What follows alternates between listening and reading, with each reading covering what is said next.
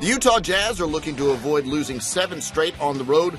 For the first time in more than 4 years, the task at hand, taking down Kyrie Irving and the Cleveland Cavaliers. Al Jefferson inside. Nice little short jump hook there. 9 of 16 from the field. Jazz up 18-14. Later in the first, Derek Favors misses the layup. Cavs on the break the other way.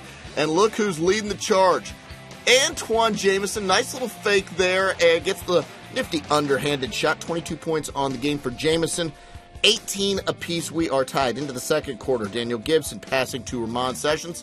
Ramon Sessions all the way to the rack for the tough shot and the foul. 14 points on the night. Jazz, though, up by 132-31. Outside, off the bench, Gordon Hayward drills the three-pointer. 8 of 11 on the game. Jazz up 39-33. This time, Hayward passes to Jefferson. Yeah, nice idea. Return the favor.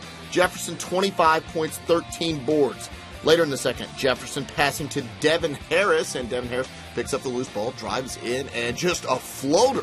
My gosh, shot that one to the roof and gets it to fall down. 9 points on the game for Harris, and Utah up 52-38. They led it by 15 at the half. In the third quarter, Gordon Hayward up top. Alley-oop jam. He had 23 points off that bench. Utah up 60-46. Antawn Jamison to Kyrie Irving. How good is this rookie? 22 points just like Jamison.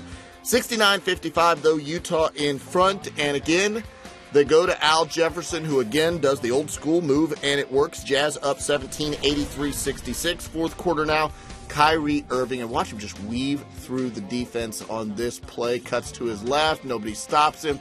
Easy little layup there. The Jazz lead, though, still at 15 with 5 to go. Now under 4 to go.